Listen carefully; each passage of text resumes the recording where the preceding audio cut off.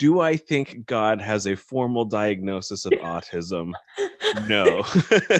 But I mean, there could be some arguments about the growth yeah. of God in the black and white thinking. Do you stim when you worship? Tick when you pray? Info dump theology, or think you might be gay? The autistic mystic, we're talking about stuff you probably like. Welcome to the Autistic Mystic. My name is Jeff. I am the Autistic Mystic, and I'm joined today by the incomparable Chris Wilson, who is also an Autistic Mystic. This is such a great episode. I think you are really going to learn a lot and be fairly challenged by what we're talking about, even, especially if you come from a more conservative religious background like I did, because we get into some of the pagan roots of Christianity, the pagan offshoots of Christianity, toxic theology, polyamory, and so much more.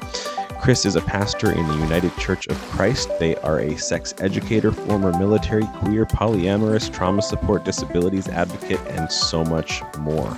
I actually had planned to have Chris on to talk about religious trauma, and we just got into so many other fascinating topics that we never actually got onto the topic of religious trauma. So I will definitely have to have them back.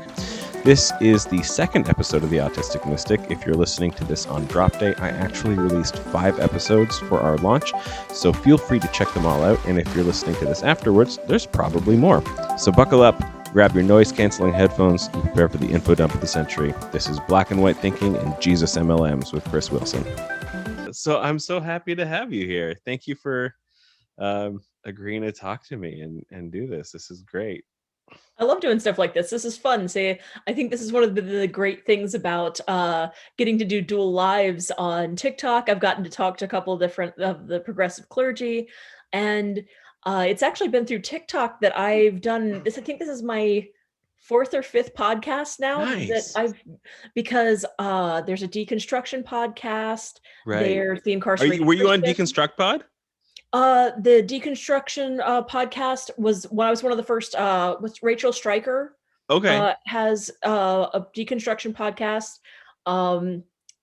There's one that's being launched called The Incarcerated Christian on the 18th of this month that my interview will be on there.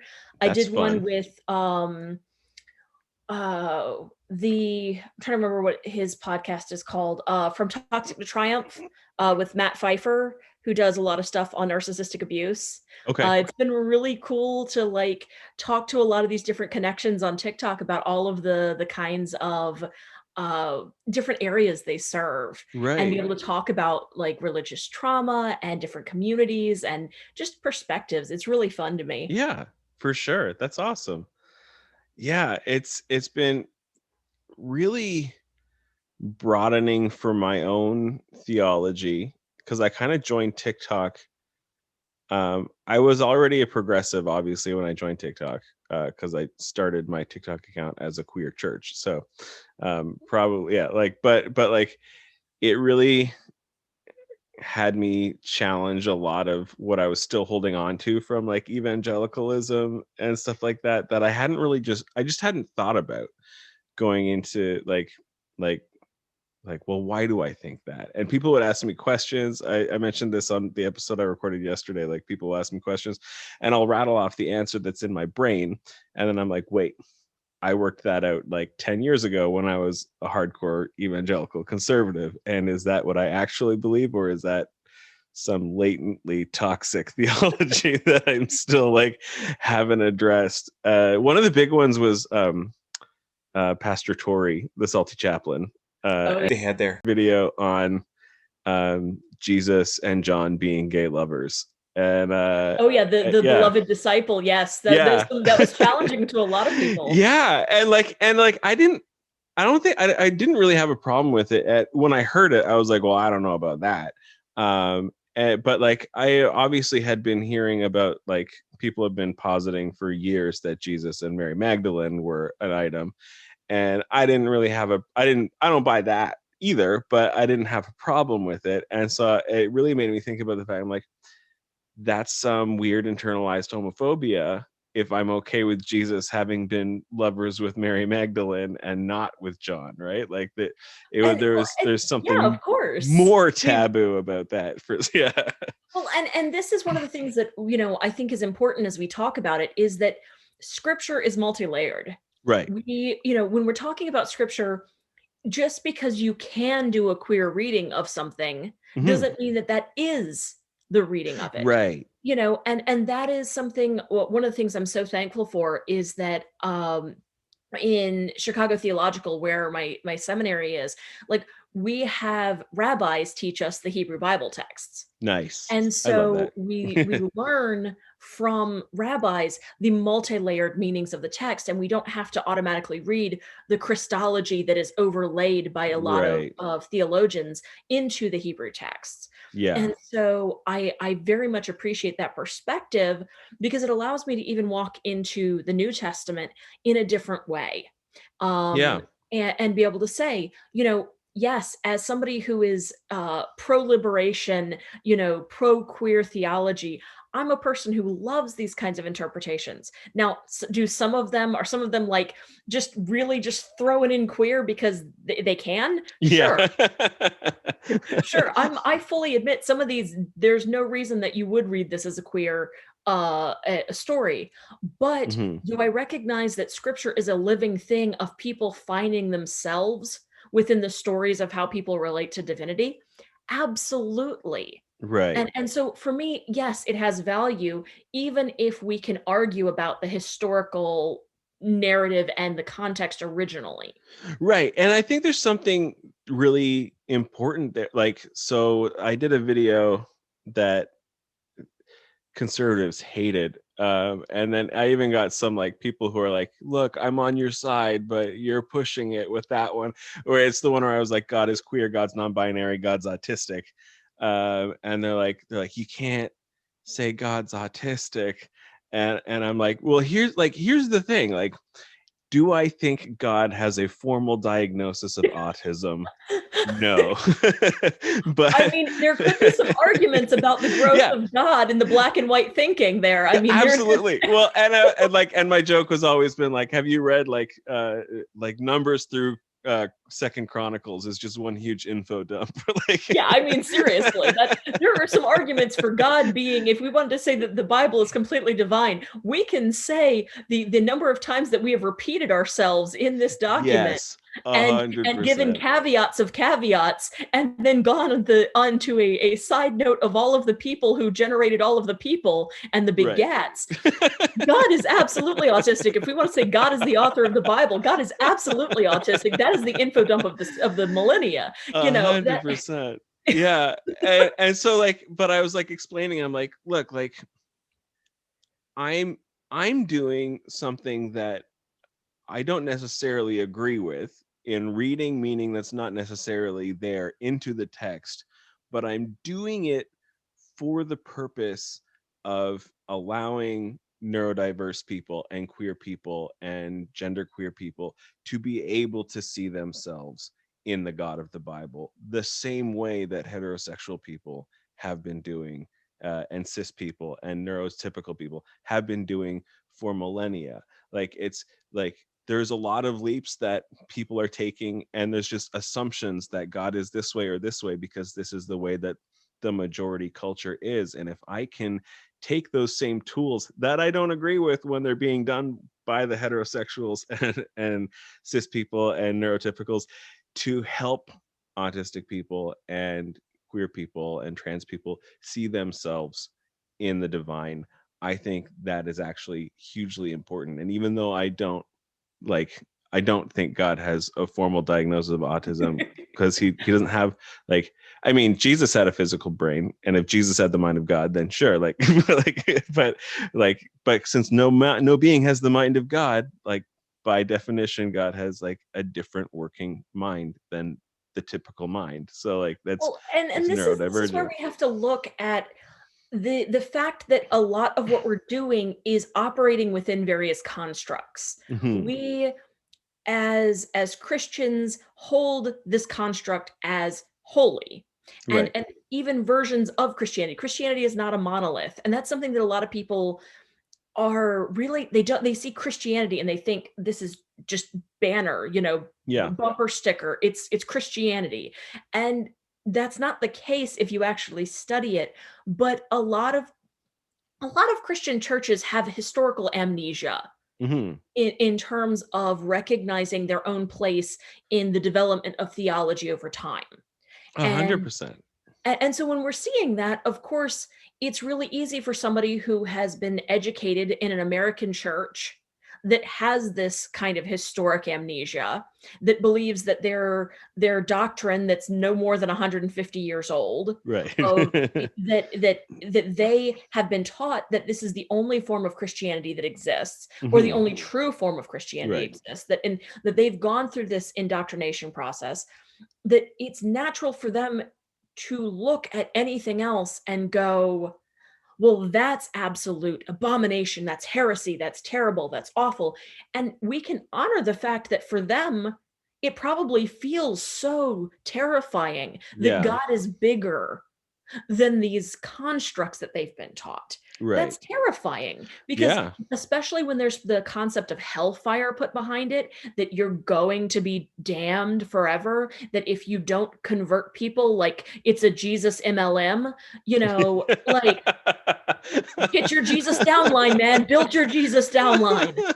I love that so much. But that's the kind of mentality. That is what it is, though. Yeah, 100%. And I even said this in my thesis this year on religious indoctrination, is that it makes a multi-level marketing scheme of the Christian faith, that you have to get enough converts, that it's your responsibility to sell Amway to your friends, right? And it's just Jesus. Instead of Amway, we're selling the way. Yeah, precisely. Yeah, I mean, and here's the assumption from that, the type of people you're describing. Here's the assumption that gets me, because I had someone in my Instagram. I have my DMs closed on TikTok because I'm not insane, but I have them open on Instagram. So occasionally people do find me on Instagram. And I'll tell people, like, if people are like, I really need to talk, I'll be like, hey, you can shoot me a DM on Instagram, and I'll talk to you for a little bit. And so this person was like demanding that I give an explanation, and I'm like, you know what? I have some spoons today. We can have this conversation for a little bit. And inevitably it gets to the idea that they think I do believe what they believe, and am intentionally deceiving people. It's not that I'm wrong. It's not that I'm a heretic and I'm wrong because I believe something else. I'm like, why would you assume that I do believe in eternal conscious torment and I'm intentional? Like, what monster do you assume I am that I would intentionally lead people? Yeah. Okay, so I grew up Southern Baptist. Right. Okay, so I grew up with a lot of these very conservative mentalities, and my Southern Baptist church actually broke with the Southern Baptist Convention because they were liberal enough to actually ordain women for children's ministry. Oh, okay. and so that's how, that the church itself was more progressive than my own family was in these regards. Right. But I grew up around a lot of these toxic messages. I grew up in the South, in North Carolina, where they've got, the hell houses instead of Halloween stuff, and that concept blows my mind, by the way. We don't have those. I mean, we had, let's come back to hell houses, because that's a whole other thing. That's a whole other, that's a whole other topic. But I mean, these kinds of ideas of, the idea of having you do believe what I believe. If you're a Christian, if you're a real Christian, you must believe these things. So if you're saying you're a Christian and you're teaching the opposite of this, you are either demon possessed, right, or you are actively and intentionally evil in some way, because you know that this is the truth. You know that this is the only way to be Christian, and you're intentionally provoking people away from the real faith. And this is the problem when we indoctrinate people to this extreme black and white thinking. Mm-hmm. We interrupt this podcast for another installment of Mystic Moments. Hey friends, something Chris keeps touching on is black and white thinking, and this is actually a fairly common trait among autistics. It's either 0 or 100 on everything. And I found this to be true, except when it comes to spirituality. For some reason, when it comes to spirituality and theology, the autistic spiritualists, mystics, and theologians that I know are far more comfortable with the notion of duality or uncertainty or the nuance than the extremely religious neurotypicals. Like, I can't pick up on subtext in a conversation, but I can pick up on the layered meanings inside the Hebrew text. But when I'm talking with conservative neurotypicals, the text can't have two meanings. It has to just be one meaning. It has to be this one thing, and it's the thing they believe and nothing else. So for today's mystic moment, I want you to meditate on the idea that God is incomprehensible. We cannot fathom how complex the nature of Godhood is. That any idea we have of God, no matter how accurate, is still fundamentally inaccurate by nature of God being beyond human understanding. And I want you to be okay with that. And if people have different understandings than you or a different interpretation than you, that's okay, so long as their interpretation and understanding empowers them to love and care for the people around them and see the face of Christ, or whichever deity or non-deity they live by, in the face of the suffering, marginalized, and downtrodden. Okay, back to the episode. When the churches are telling you that you have to avoid sin in this compulsive way, you're creating what I call pet sins. Right. It's like diet culture. When, if you tell somebody to never think of donuts, and they like donuts, that's their thing. They like donuts. And they have a donut shop outside their house. And every morning they walk to work and there's a donut shop pumping out good smells. But every week you yell at them about how evil donuts are. You are making them think compulsively about donuts. They might occasionally go and have a donut if they didn't have anybody yelling them about it. But if you've created shame and fear and you create a dysfunctional relationship with that food, and that person will abstain, get more tempted because they're hyper fixated thinking about it, go get donuts, binge on them, and then feel shame, guilt, and fear, and then repent of those donuts, and then go back into the cycle again. And this is, the church is not intentionally, but the church is accidentally, in a lot of ways, creating the very compulsions it's afraid of. Right. And I was going to say, it's important to note, it is the donut's fault for looking so tasty. But Well, but it is, and it's victim blaming. Obviously, I'm kidding. In real situations, when we put this into gender, that we see the abuses of the church. For example, when there's youth pastors are notoriously bad for this in violating consent of young teen girls. Right.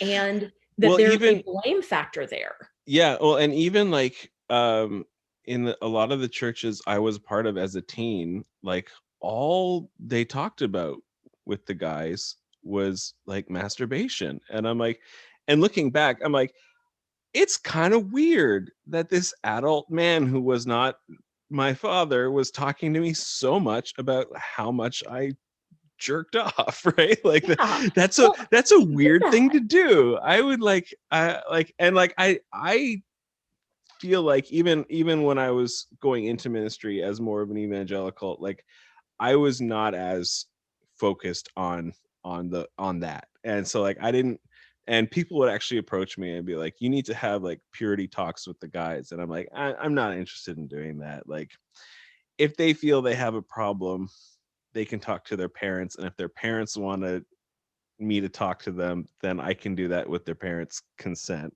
But like, and it's weird because like so much we've talked about this with some of the other progressive clergy, but we're talking about youth group culture, and some of the games that are played are so sexually charged. Yeah. But like you've got, the passing the piece of paper between each other and you're having to like suck it to your mouth and like, you've got, I love you, honey, but I just can't smile, where you have like sitting in each other's laps, literally like cuddling up against the person.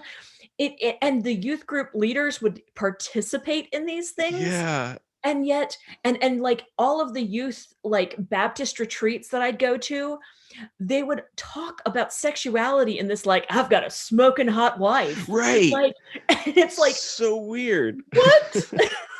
Although I would love to see a gay clergy talk about their smoking hot husband or their smoking hot wife. But you know how much that would like blow people's minds. Yeah, it would freak it. Like it would, the conservatives would freak the hell out. But like, even if it was a monogamous married gay couple, if you'd like, my smoking hot husband, and people would be like, oh, you know.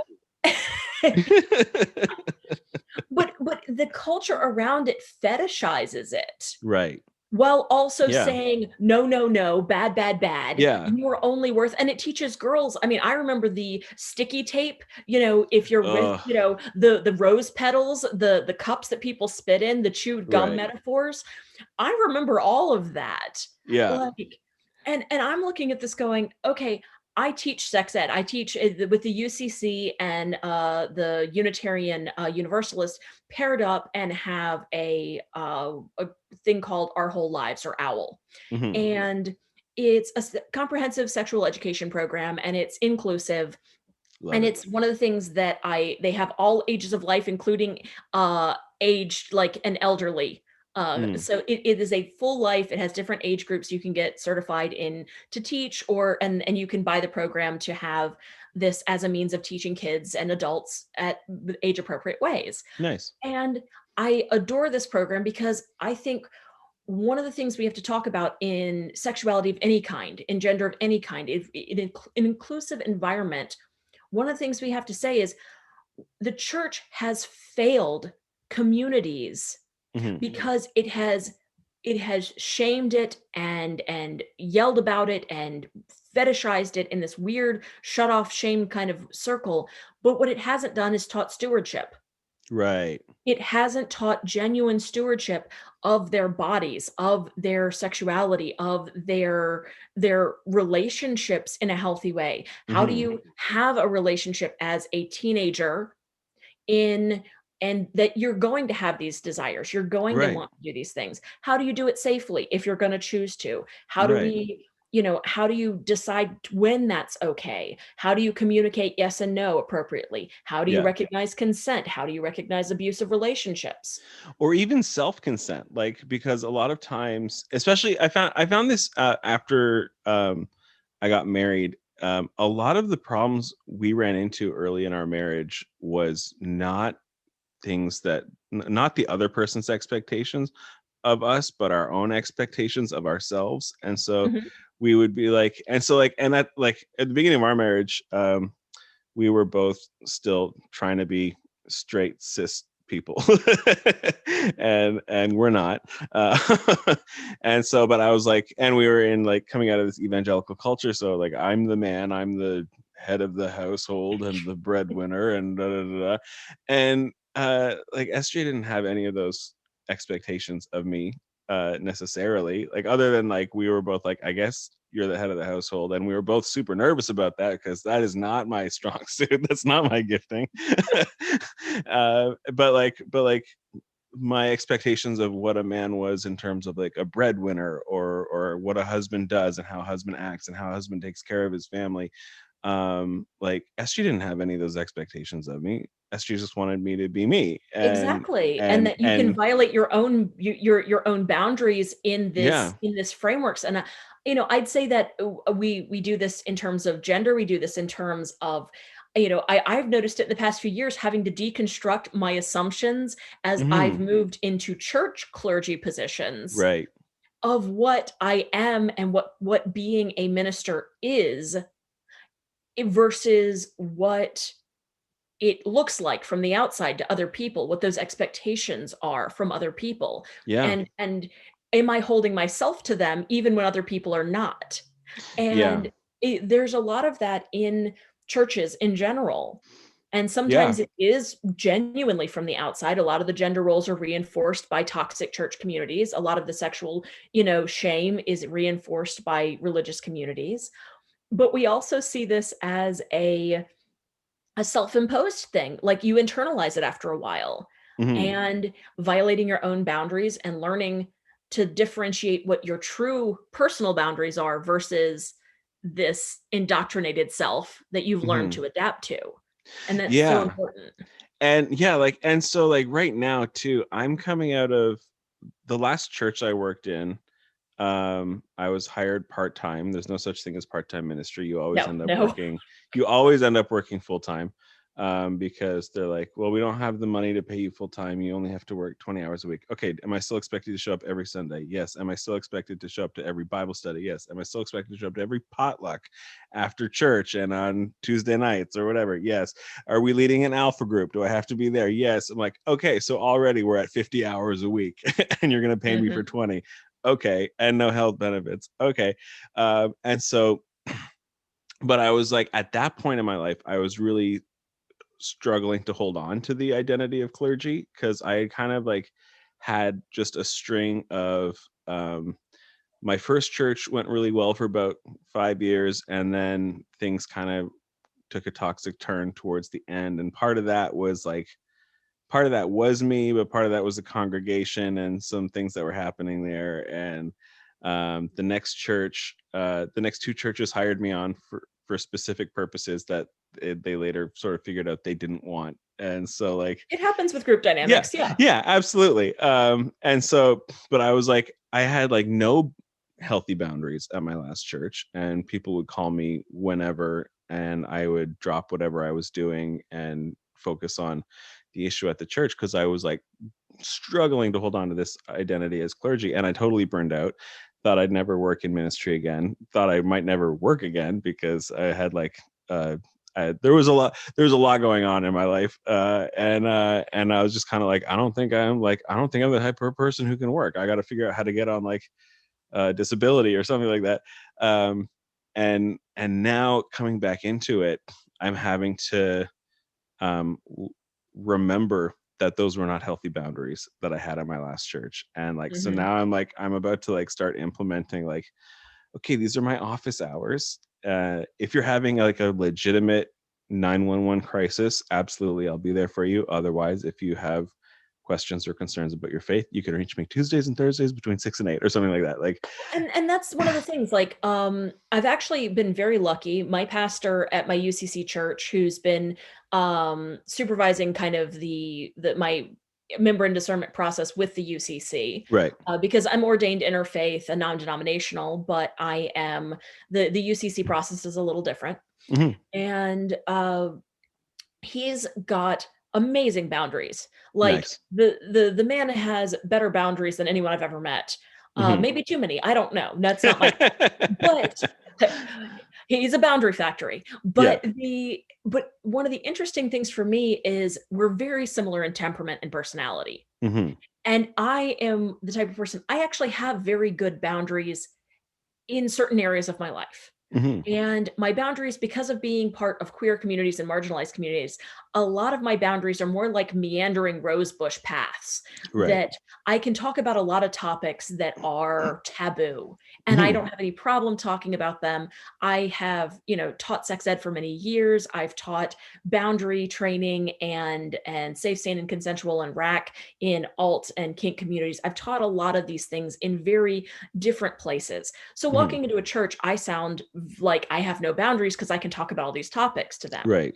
And the interesting part is the dynamics between me and my pastor in the past few years of me being in process towards ministry in the church, and him having all of these boundaries, and him having to figure out, like both of us having to figure out how to navigate the very different baselines. Because he's very military. He was a Navy officer. All and right. Even though I was in the Air Force, I was able to hold those boundaries in the Air Force in different ways, but I never adopted that in myself. And so as soon as I got out of the military, it was like, oh, I don't need these anymore. Right. And because I was in during Don't Ask, Don't Tell, Right. and there was a whole bunch of stuff of, baselines. And my husband Mike's still in the military. And so we keep our lives away from the flagpole as much as possible. He fixes medical equipment, things like that. But, talking about boundaries and this like rigid military ideal versus organic boundaries. And it's something like when we're talking about what clergy are supposed to be and expectations, it makes me think about this because I did a couple of papers while I was in seminary on the difference in boundaries and pastoral care for queer communities and marginalized communities rather than your standard cis, straight, white, heterosexual church community. Right. And that the pastoral care looks different and it sounds different. And it may sound like it violates boundaries to somebody who was trained to that traditional church environment. Because of the fact that if you are, for example, if you're part of the queer community, we share our labels like first thing. Yeah. Like it's almost like you're vetted by sharing some part of yourself. Yeah. Yeah, that's true. Yeah, like straight people. I mean, I guess it's because it's the baseline. Like that's what their assumption is, that everyone's straight, and you have to declare that you're not. But there's also like a bonding thing, like whenever I'm panromantic demisexual, and whenever I run into another demi person, I'm like, amazing. Like it's like yeah. So yeah. Well, see, and I'm gray romantic and demi, so I have, you know, and I'm polyamorous, which was really funny because everyone's like, "How are you gray romantic, gray sexual? Like right? Like how are you that and polyamorous?" I'm like, I'm very ineffectual. Okay, I'm a terrible polyamorous person. I'm bad at it. And usually that just gets a laugh and people leave me alone about it. Yeah. But this is the kind of baseline of like us sharing this even right now. Yeah. I can tell you the sublabels that I use, and you'd probably be like, "Oh, okay, cool, very nice." Yeah. But if I was telling somebody else, I probably wouldn't even mention that I'm gray romantic or gray sexual in that sense, because what are you? I'd probably be like, well, I'm bisexual, and I'm. I just say queer. I just say queer because it's the easiest. It's an umbrella. I usually use queer because it's the umbrella that holds all of my terms. Right. But if that's the kind of disclosure that we have, if I'm, for example, if I was coming to you for pastoral care, and I get to find out that you are you disclose as being a queer pastor or a queer, clergy person, and I come to you and I'm like, "Hey, this is my label," and you're like, "That's really cool. Like, I understand." You may self-disclose so that you are relatable. You wouldn't necessarily talk about your life. That's healthy boundaries, for you having it as a clergy person. But you're going to relate in a different way by disclosing that you are a safe person. Yeah, 100%. Yeah. And so there's a difference in being part of these marginalized communities there's a certain amount of vulnerability and self-disclosure that's expected of leaders and clergy within these marginalized communities, where you don't have that kind of clinical, psychologist with a clipboard kind of demeanor to the pastoral care encounter. For sure. Yeah, I mean, and that's half the reason we ended up coming out when we did, is like we had been affirming for a while, probably about like 2 years, but we weren't out. Like we're in a straight presenting marriage on the outside.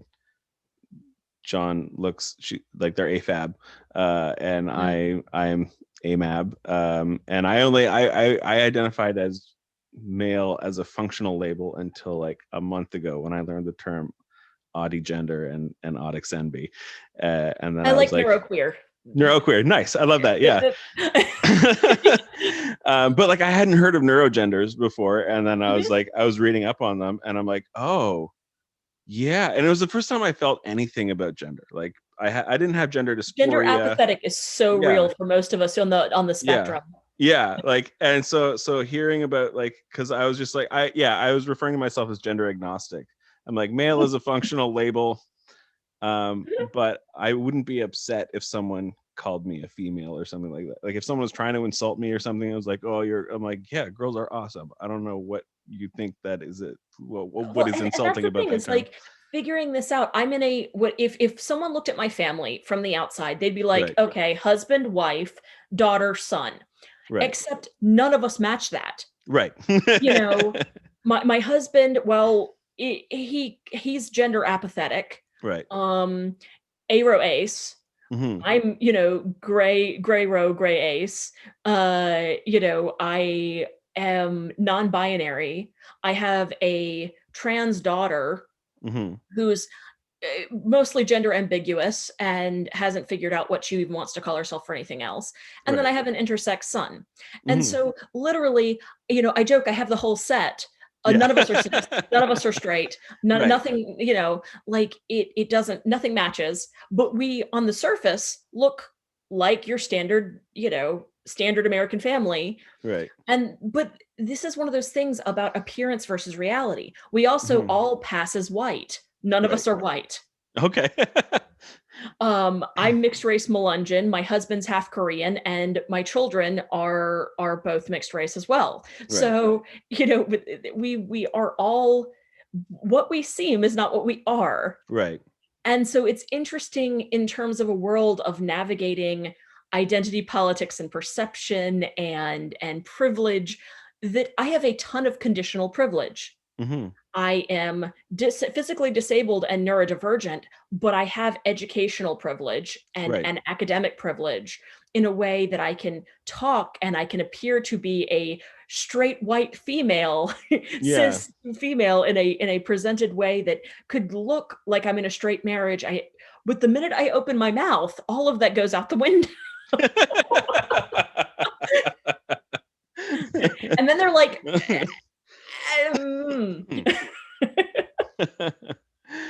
oh, I love that.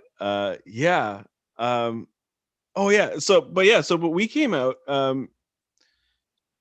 because, like, even though we there was sort of this internal debate about whether we come out or not, and we were sort of feeling pulled more in that direction. But we're also like, well, what if I do want to work for the church again? I don't know.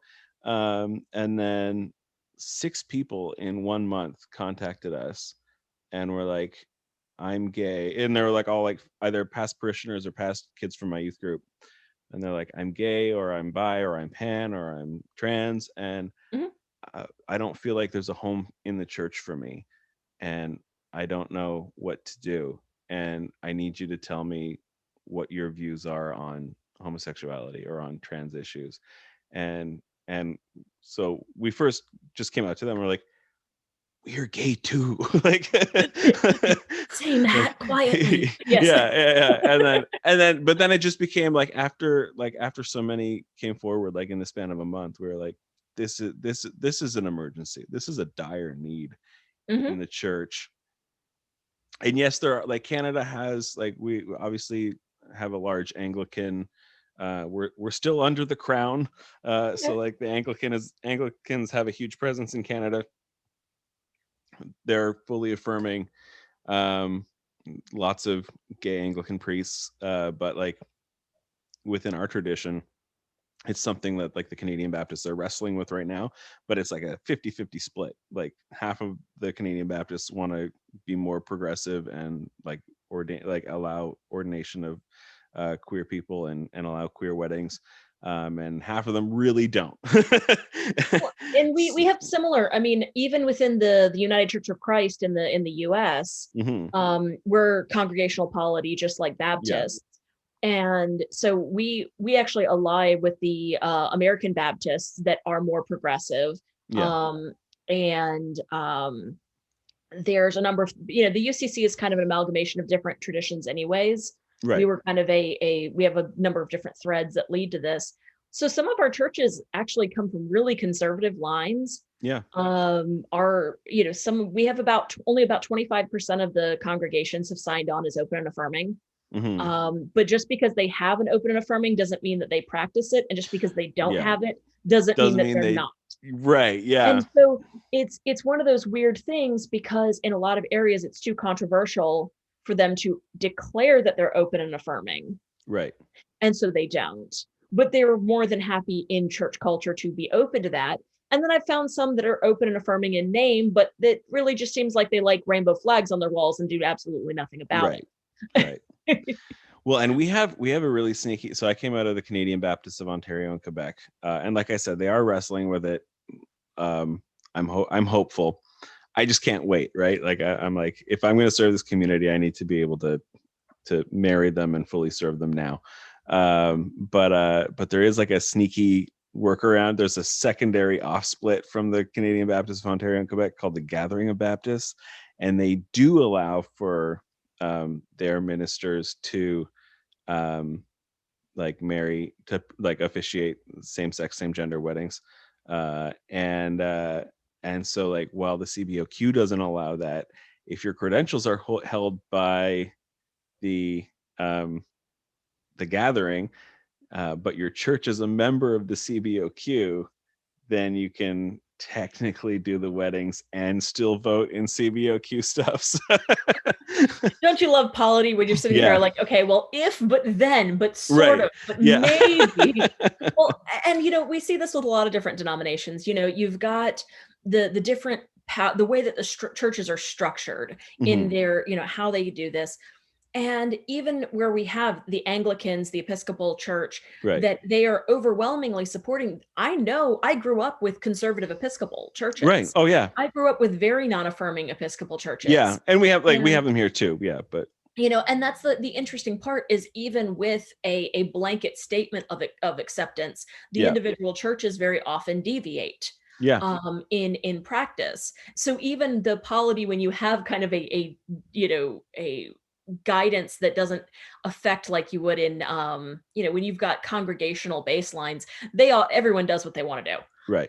And you admit that everyone's doing what they want to do. But in these other denominations, they've got more structure, but still everyone's kind of doing what they want to do.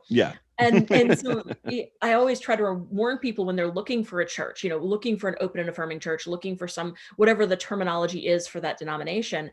If you've been to one church, you've been to one church. You may find a drastically different culture in the same denomination in a church across town. Then and you may find that what is considered a liberal denomination doesn't have liberal churches in your area. You may find that even what is considered typically a more conservative denomination, like you might find that the Baptist church is actually more accepting than the Anglican one in your community. Yeah, absolutely. And so it's about the people, it's about the relationships.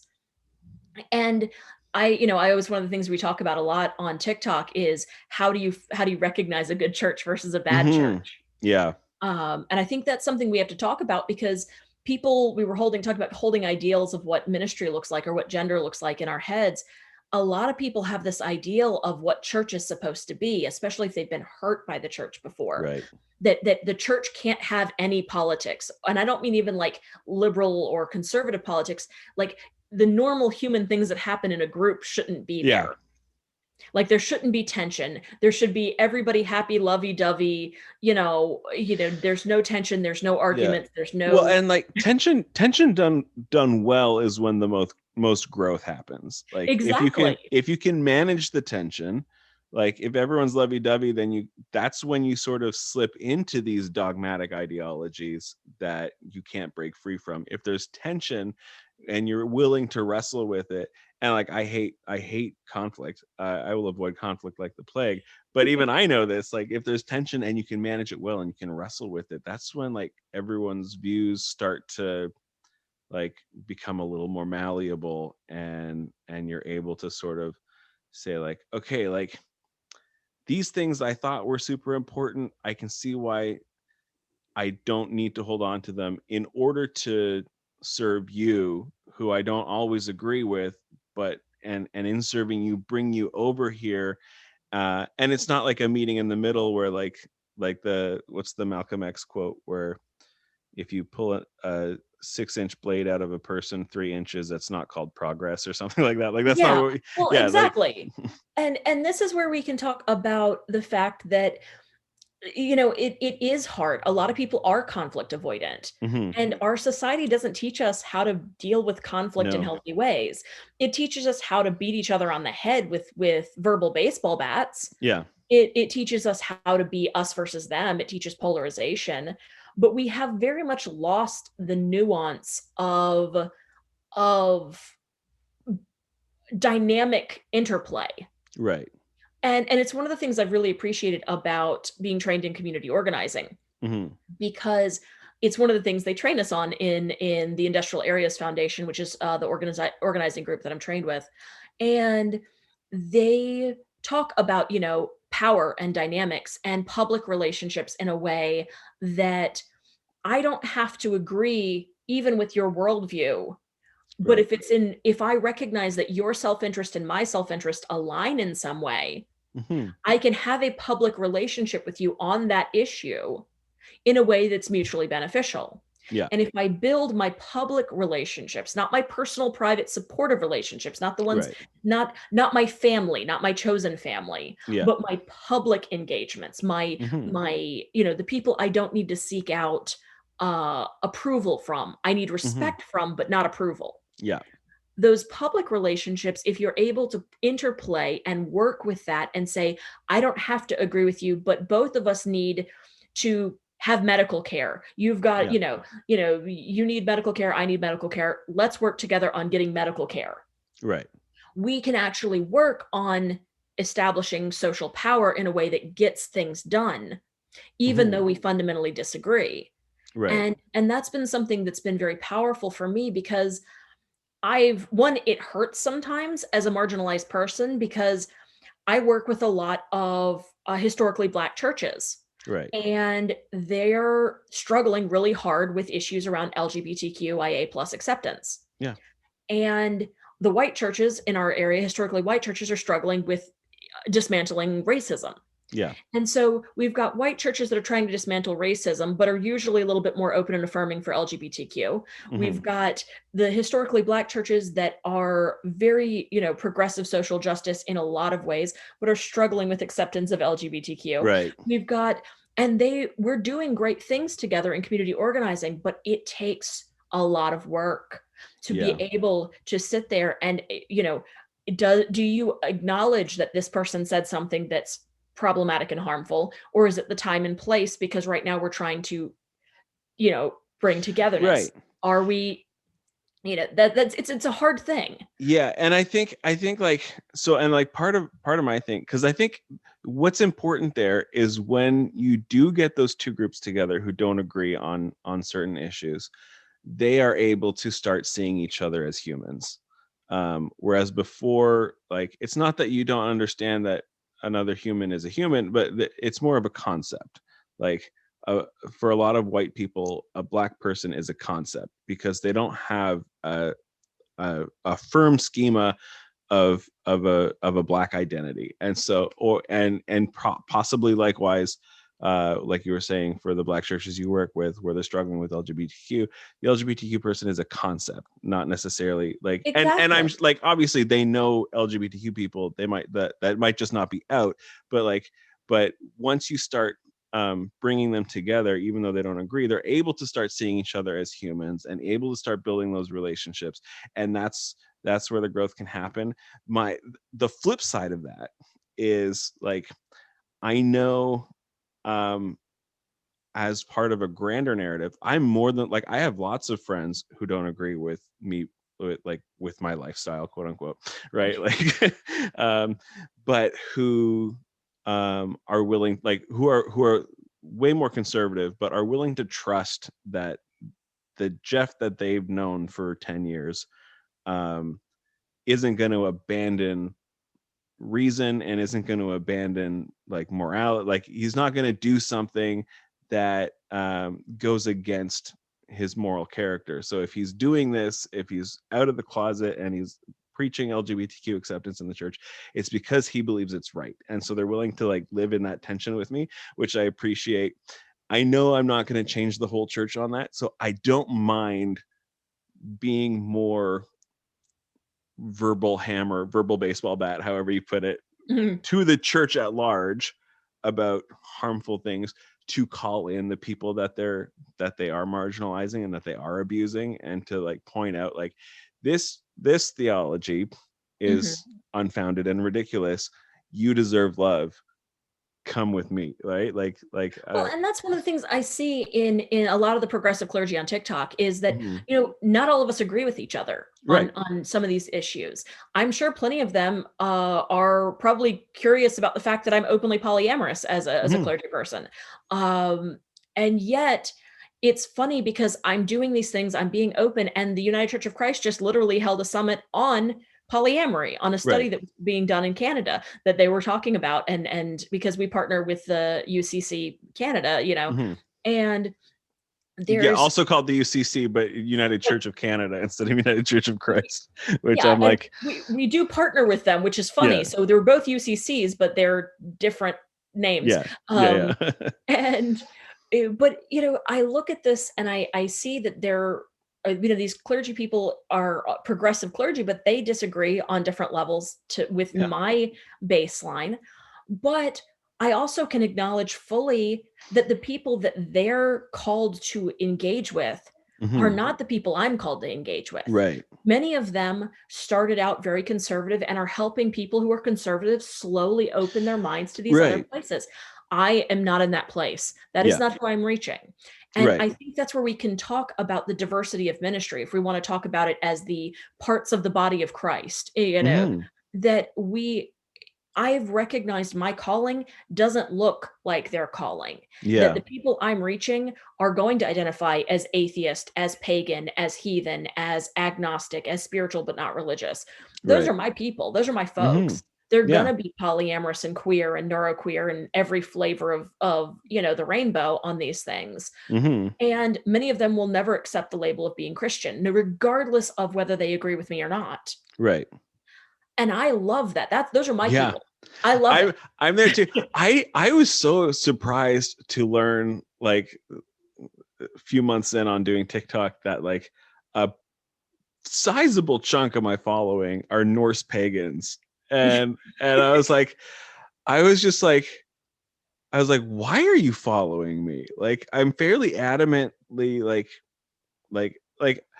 I I'm a universalist. I don't think anyone's going to hell. But like very clearly, like, actual historical Jesus God man theology over here, like full preaching of the resurrection. I'm like, why are you following me?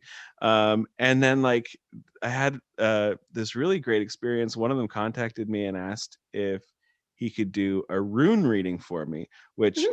evangelical Jeff, like I that was another moment where I was like, am I uncomfortable with this for actual reasons or for evangelical reasons? Don't you love that internal hat Yeah. processing? Yeah. And so I was like, you know what? I'm going to let you do it. It'd be like if I looked at my horoscope in the paper. I sometimes read the horoscope and Mhm. I don't buy into it. I don't base my life around it. So I'm like, you can do your rune reading and it'll be like the horoscope that if like I probably won't buy into it.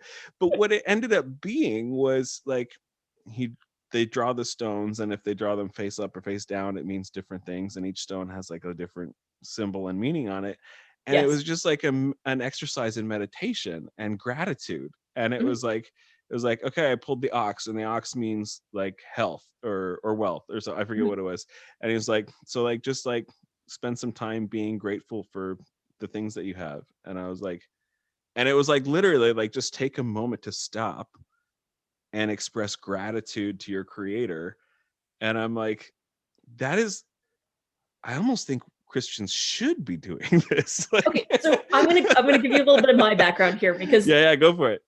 I am a priestess of I was trained as a priestess of the Norse goddess Hel. Yes, you were telling me. And so I love that. I also studied Western esotericism. So all of the grimoires of the Jewish Kabbalah that was both, there's appropriation there, but there was also eh, agreement in a bunch of mystics overlapping between Judaism and Christianity. Right. So, while I want to fully acknowledge that Kabbalah is Jewish, and that there is a different European tradition that is a mixture of Christianity and Right. Jewish Kabbalah, that is a separate.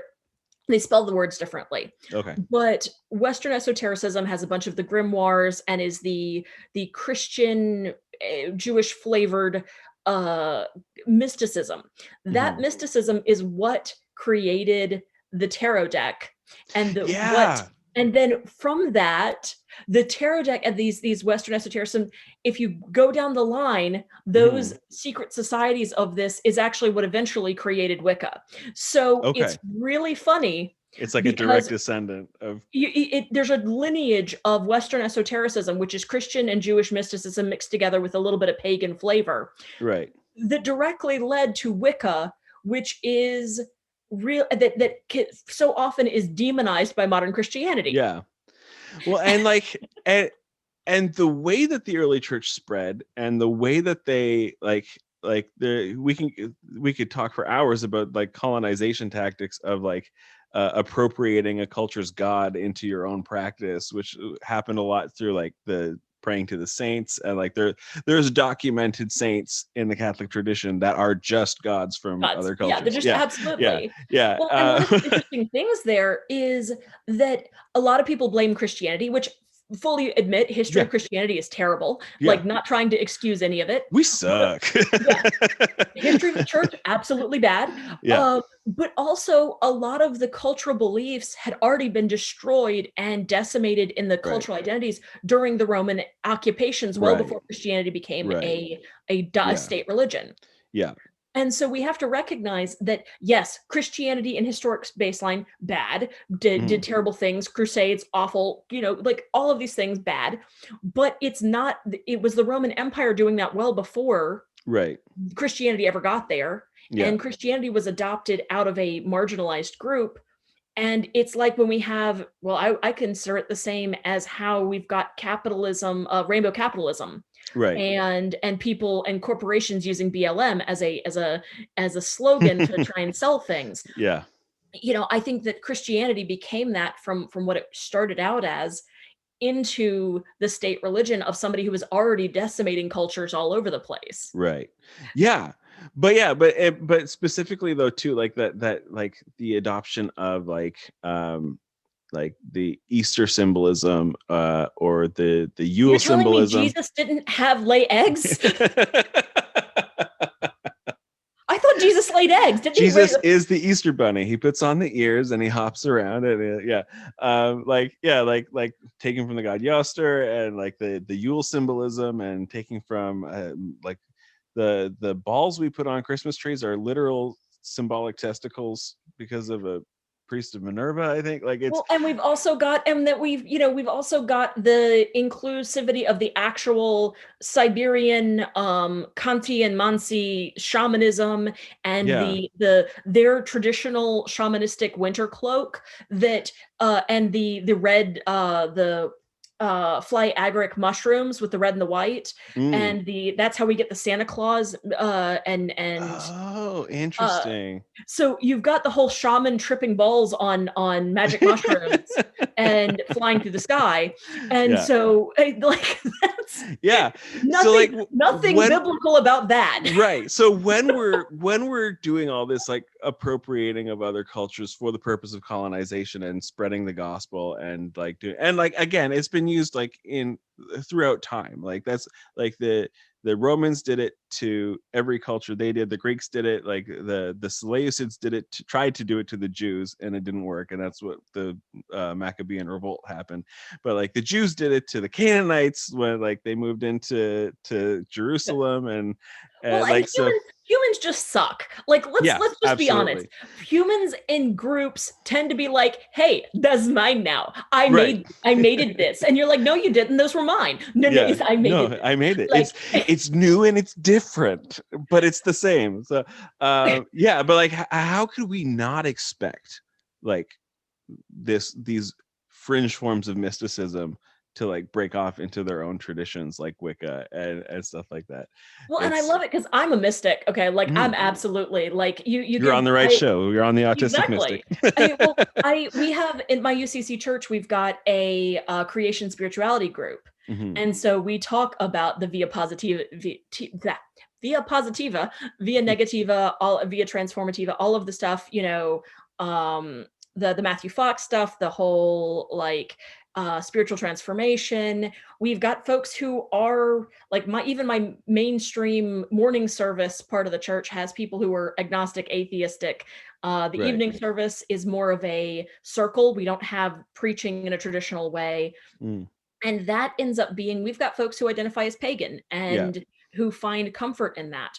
I love leading that service because it's just like me leading interfaith groups for the past 20 years, mostly neo-pagans, heathens, and spiritual but not religious folks. And I love that I can create that safe space in a church because for many people, the church hasn't been safe. Right. Yeah. And like that's sort of like the whole thrust of like our church, of Chosen Family Church, is just to like we are a queer church, right? Like it's not like we're not an affirming church. We are the gay church, right? We are a queer church for and by queer people. Straight people are welcome. We're like I don't have anything against straight people. I have friends who are straight. Exactly.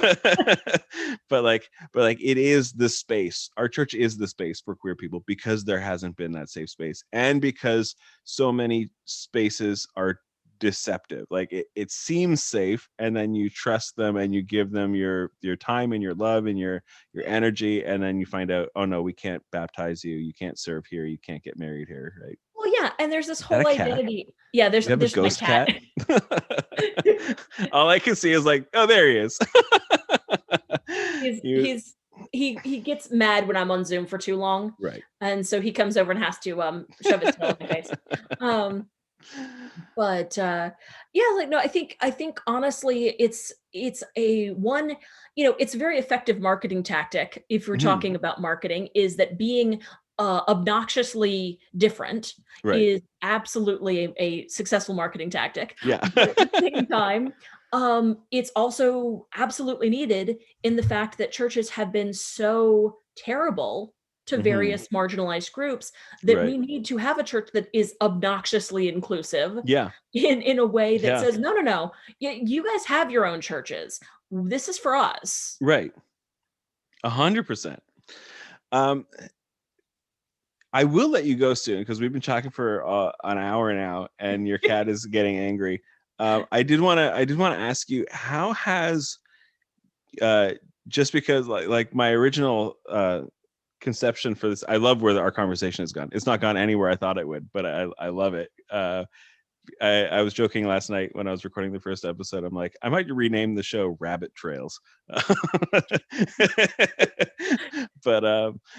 But how, because I wanted to, because I know you are another queer autistic person in the mystic tradition, I wanted to know how you feel your autism has influenced your perception of mysticism or the mystic aspects of faith.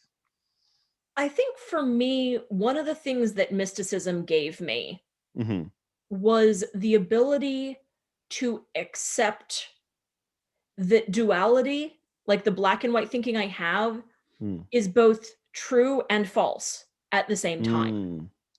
Mysticism is the bridge between. Right. For me. I love that. So for me, I am a person who's highly intuitive, highly empathic, almost too empathic with other people. I think I'm the same way. That a way that a lot of us are. And we are very relatable. We don't necessarily show that effective empathy on our face as much as we maybe should, but we feel with people a lot. Right. And so for me, having these mystic experiences, having that liminal space where I feel like God is in a moment. I've always been able to feel that with animals, with nature, with things that were atypical. It's been a challenge to find it in other people. I think the autism definitely, it makes it a challenge to find the image of God. I've had professors specifically be like, you find God everywhere except other people right now. How do you lean into that? And that's been a challenge for the past few years, really, of enjoying the messiness of humanity. Right. Even when it's frustrating, even when it's painful. And I think my autism colors that. But I also think that one of the ways that this moves forward is that I can say, it doesn't matter if what I'm experiencing as God is objectively real. It doesn't matter if I logically can explain this. It could be pattern recognition. It could be God. I don't know. Maybe they're the same thing. But my mysticism has allowed me to breach that gap between my logical and emotional minds and say both can be true. Right. And that has given me a flexibility that I think otherwise in my autistic mind didn't have. Yeah, I think I'm with you. I feel like when a lot of people hear the word mysticism, I feel like they automatically go to like the woo-woo hippie stuff, which absolutely give me some of that. But I also feel like the way my mind works, in that it's more drawn to like a pragmatism, has actually allowed me to exist more in the uncertainty of God. And like yes, I'm fully convinced that Jesus is real, that Jesus was born in the first century, lived and died and rose again, and that he was God incarnate. And if none of that is true, I'm okay. Right? Like, and I used to be, the tradition that I came out of would like, no, this has to be, it's all or It nothing. has to be true or everything's Yeah. going to fall apart. Yeah. And now I'm just kind of like, if there's no Jesus, if there's no God, if there's no heaven or hell, if we just blink out of existence, I don't feel like any of this is wasted. And I feel enriched by the potential of God. If I turn out to be completely wrong, I'm fine. It's still a life well lived. Yeah. You know, and I think in studying this and recognizing that, for me, it has also helped recognize that, one, everything is a construct. Mm-hmm. Everything is a construct, even science, even perceived objectivity. Yeah. You know, we had talks about particle physics this afternoon in the live. That was so fun. You know, even that there is no true objectivity. Yeah. That we exist within something greater, and if that our connectivity to one another, our connectivity to our own existence, our radical acceptance of others in love, in the greatest commandment, regardless of what your faith practice is, that our connection to ourselves, our connection to others, and our connection to God and a life well lived is inherently the point. Right. And so if we die and our lives are snuffed out and souls don't exist, then we still built a life and a community and a tradition of care that made a difference. Right. Yeah. And for anyone listening who is questioning the no true objectivity, there is a book. I forget who it's by. It's by a Chinese author. It's in Chinese. I don't read Chinese. I got the translated version. It's called Three Body Problem. And the premise of the book is that aliens come and start messing with our physics, and we don't understand how it works because our concept of physics is based on such a limited pocket of the universe that we don't know that physics doesn't work differently elsewhere. Exactly. And it's such an interesting thing, but you know, I think one of the things I've talked about recently in terms of my mysticism is I've had folks who have said, you know, I'm an atheist because fundamentalist Christianity is wrong. Right. And I said, well, you didn't deconstruct then. You just rejected. You just rejected. You didn't deconstruct. And I'm like, not that to say that that's not a valid step in anyone's path. Sure. But there are people who end up in that situation who truly just shut down their rejection, and they never process the trauma or the things or the feelings. And as somebody who focuses in on trauma, I'm like, you gotta otherwise you become a radical anti something. Right. And you're still letting your life be defined by the thing you disagree with. Absolutely. Yeah. I'm going to have you back on to talk about religious trauma. That was going to be another huge part of the episode, and we never got to. You can get me to talk for hours on that, so we'll have to do that another time. But absolutely. We'll do another one. Thank you so much for coming on. This has been so fun. This has been awesome. Thank you. Yeah. So we'll definitely have you back at some point. And as often as you want to come back, it's free content for me, so that works. It's free real estate, yes. Yeah, absolutely. So do you want to plug anything? Do you want to let people know where you can be found on the internet if you want to be found on the internet? Sometimes we don't want that, but well, I am on TikTok as ND Queer Polyam Clergy, and I am building currently some work on Facebook and Instagram under Haven at the Crossroads, which is a slow build that I'm kind of looking at right now as I've finished seminary. I'm working on building some community that can actually connect outside of my TikTok space. Nice. So that's my main places. Too. I'll put that in the show notes too, so people can find it easier. But thank you so much for coming on. This has been a treat. Thank you. Thanks. Have a good night. You too. Bye.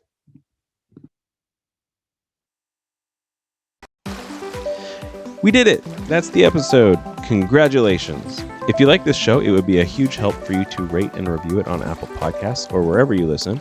Ratings and reviews help us get discovered by new people and keep getting the message of radical inclusivity out there. If you want to find me online, I'm at CFC_Pastor Jeff on TikTok, Instagram, and Twitter.